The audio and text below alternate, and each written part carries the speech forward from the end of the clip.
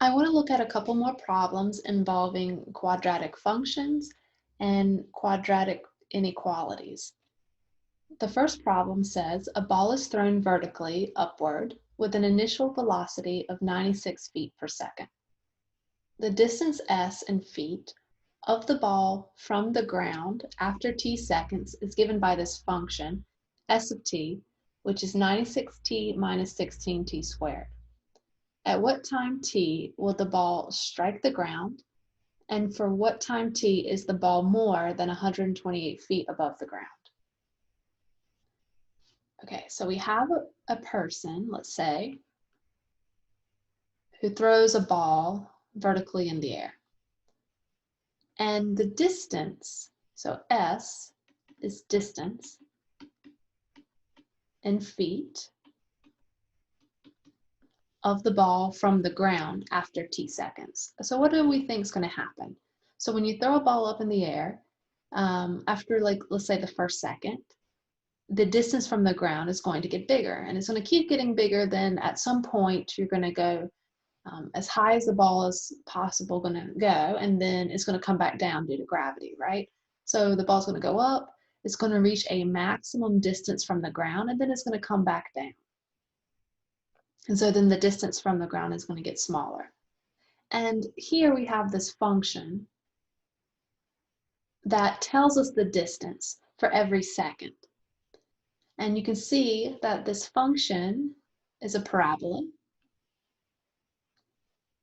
S of t is 96t minus 16t squared. And the t here is acting as x. And we're going to label this axis as t. And this is our y-axis.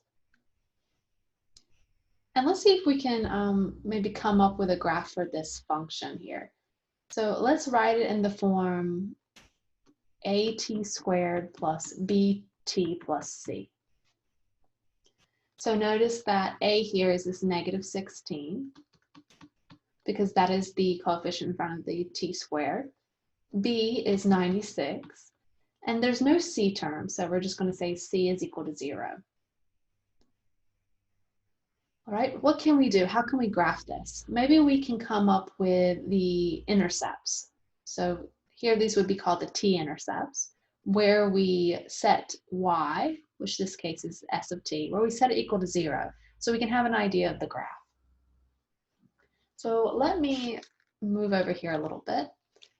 To find the intercepts, we're going to set this function equal to 0 and factor. Let's see, is 96 divisible by 16? I don't think so. Oh, it is, okay. So we can factor out a 16 and a t, and we'll get 6 minus t, which tells us that t can be 0 or t is equal to 6. So I'm going to put a dot here at 0, 0, and then at 6.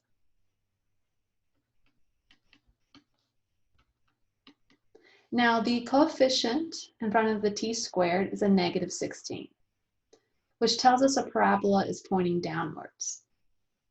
So we have some maximum point. I'm just going to put it here for right now. I don't actually know exactly what the vertex is at this point, but I can kind of sketch the graph here.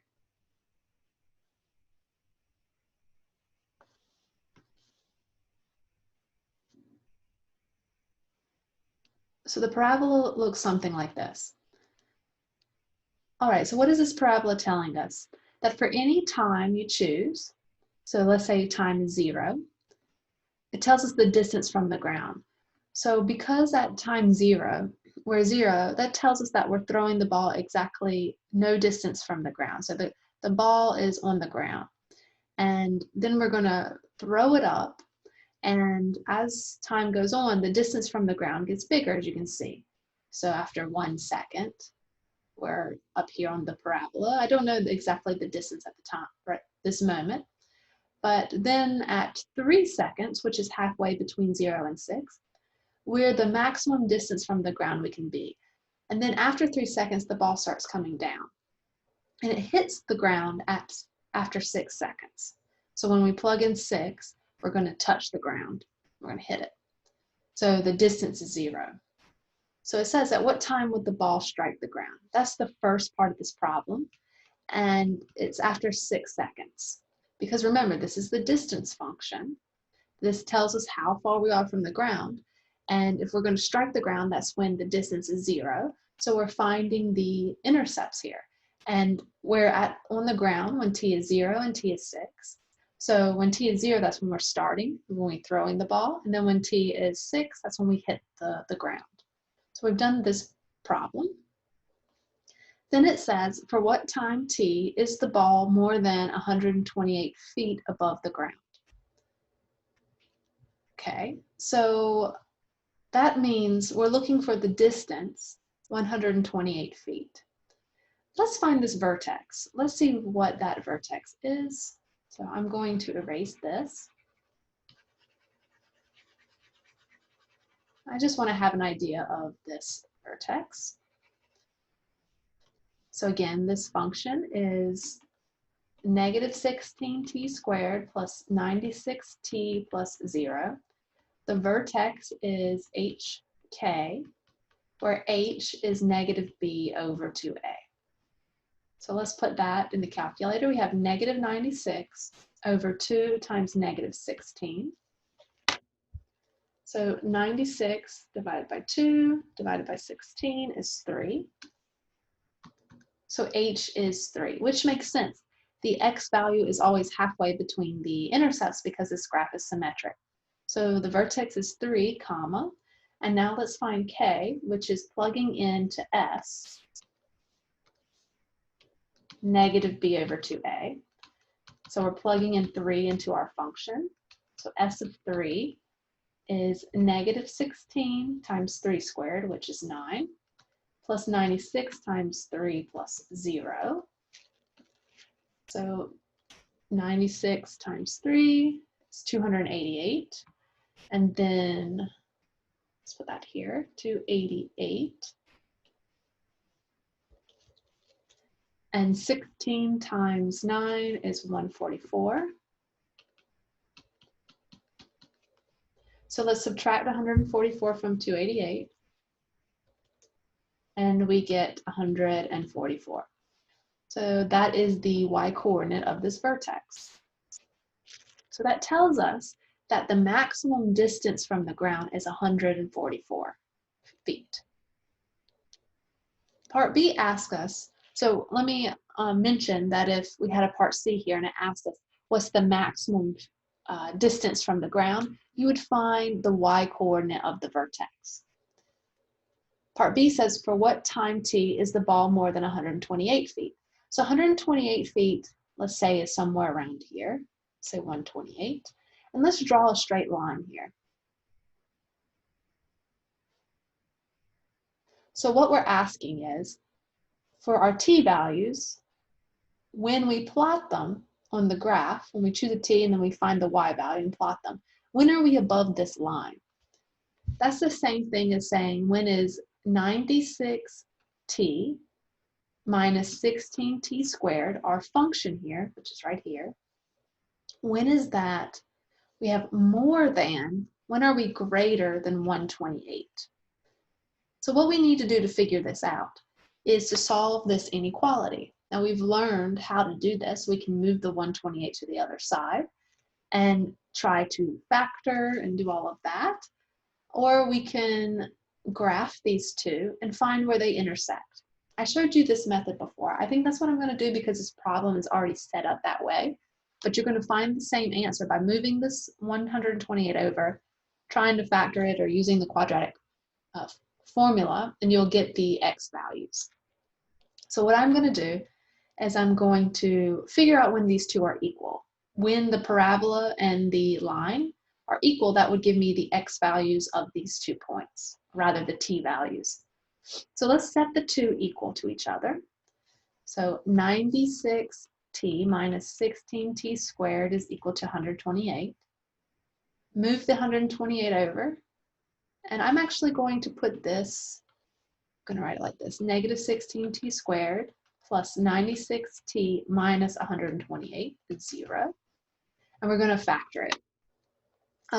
What I want to do, these are really big numbers. Let's see if we can get rid of a greatest common factor. Are all of these divisible by something? And now I know 96 is divisible by 16, but is 128? Let's see. 128 divided by 16? It is. So let's factor out a negative 16. So if I take out a negative 16, that'll change all of the signs. So I'll have a negative and then a positive. So 96 divided by 16 is 6. So then I'll have a 6t, and then a plus 128 divided by 16 is 8. And now, because I took out this greatest common factor, I can divide both sides by negative 16. I'll get t squared minus 6t plus 8 is 0. And is this factorable? Well, the coefficient in front is a 1. So let's see, are there two numbers that multiply to give us 8, add to give us negative 6? How about negative 4 and negative 2? So this factors into t minus 4 times t minus 2, which tells us that these two intersect when t is 4 and t is 2, just by setting both pieces equal to 0. So that gives us the t value here. This one is 2, and this one, the t value, is 4. And that makes sense, right? It would be 2 is 1 unit's distance from the vertex, t value. And that would mean, because this graph is symmetric, this point would also be 1 unit's distance from that t value. Okay, so for what time t is the ball more than 128 feet above the ground? Well, since we want to be more than 128 feet, when we're at these 2 points, we're equal to 128 feet. So anything between 2 and 4 is above this red line. So the answer to this one is anything from 2 to 4, but not including 2 and not including 4. So we've completed this problem. Let's look at the second problem.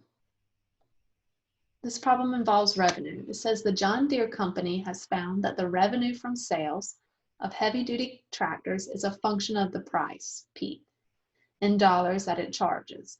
If the revenue in dollars is given by this function, at what price, P, is revenue 0?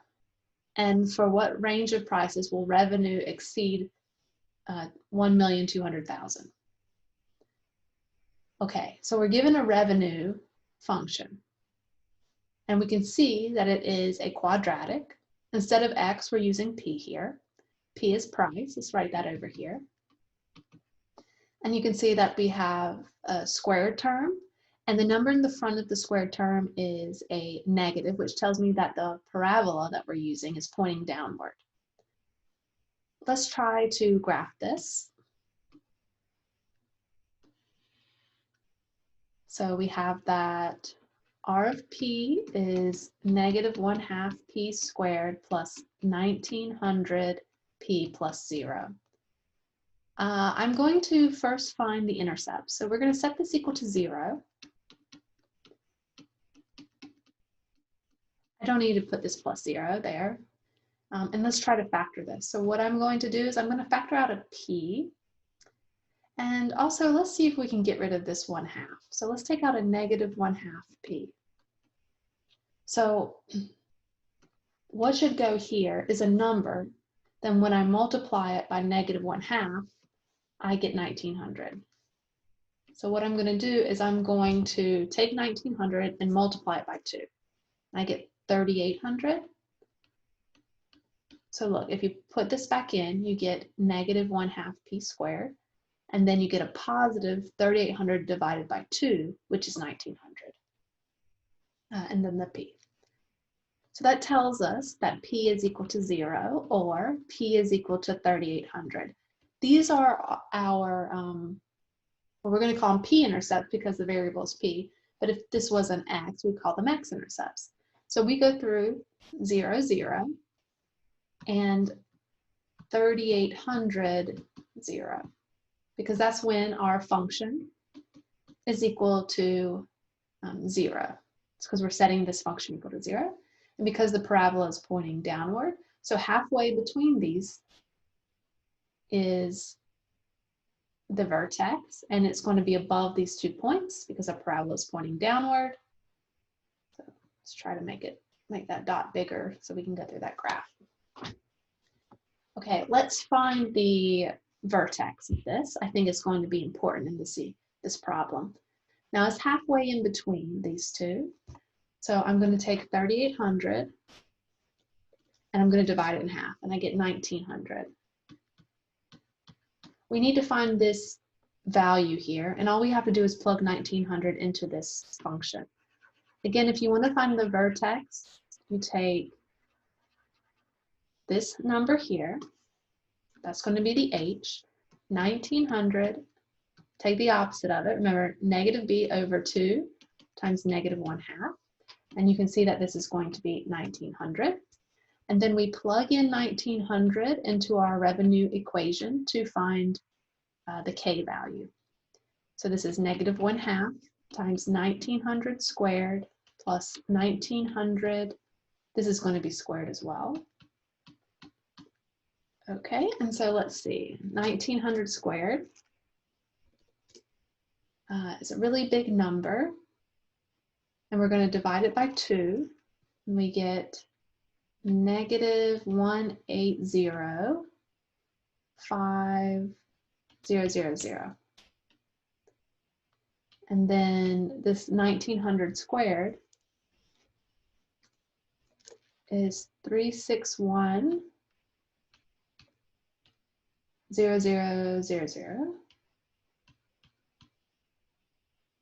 Okay, and then we're going to subtract from that this 18,05,000, and we get the same thing. So that is going to be the y value here, 180,5000.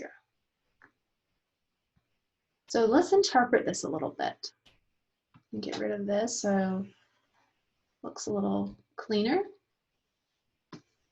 So what we found is that for this revenue equation here, when we charge $0 for the price of the heavy-duty tractors, well, we're not going to make any money. If you're giving tractors away, you're not going to make any money, which makes sense. If we charge $3,800 for the tractor, well, if the tractors are too expensive, nobody's going to buy them. So what's going to happen is we're not going to make any money. So we're looking for the price that's in between, it gives us the most revenue. So when revenue is 0, that's when the price is equal to $0 or the price is equal to $3,800. Now the price that gives us, like I guess you could call it the sweet spot, the point where the price is just right. We sell enough tractors. They're not too expensive and they're not too cheap that our costs outweigh our profits here. That would be when you charge $1,900 for a tractor. You would make our revenue, the money we bring in, is $1,805,000. So for what range of prices will revenue exceed $1,200,000? Now, $1,200,000 is somewhere around here. Is less than $1,805,000. So let's put that here, $1,200,000. We'll draw a line. And what we want to do, I'm going to try to make that line a little straighter. We want to find the prices when we exceed this number. So anytime we're above this green line. So we need to figure out where these two graphs intersect. And then once we figure out those 2 points, anything in between those 2 points will have us above this green line. So to do that, we need to set the revenue equation, which is the red graph here, negative 1/2 p squared plus 1,900 p. We want that to be greater than, because we want it to exceed 1,200,000. And how we're going to solve this is we're going to move this over to the other side.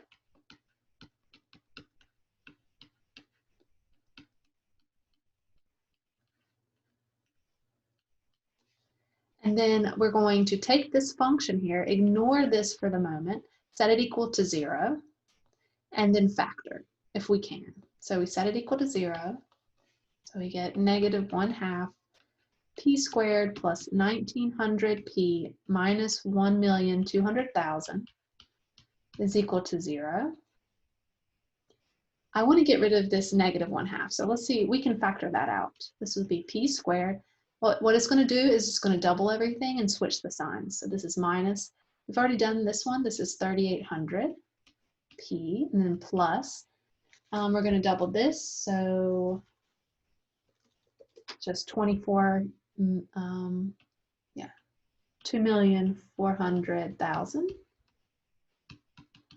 Because we factored out this -1/2, we can actually divide both sides by it. And I'm going to try to factor this. It's probably better to just use the quadratic formula for this because these are such big numbers. So the quadratic formula says take the opposite of b, which is 3,800, plus minus square root, 3,800 squared minus 4 times a, the coefficient in front of that, times c, all divided by 2 times a, so just 2 times 1. Let's simplify this piece here. So we need 3,800 times 3,800. Okay, and then we subtract, I'm going to need a bigger calculator. So 3,800 squared minus 4 times 24,000,000. I got 4,840,000. So I'm going to erase this and put my answer in. Make sure you do the work as well. 4,840,000. And then let's take the square root of that. So the square root of 4,840,000 is 2,200.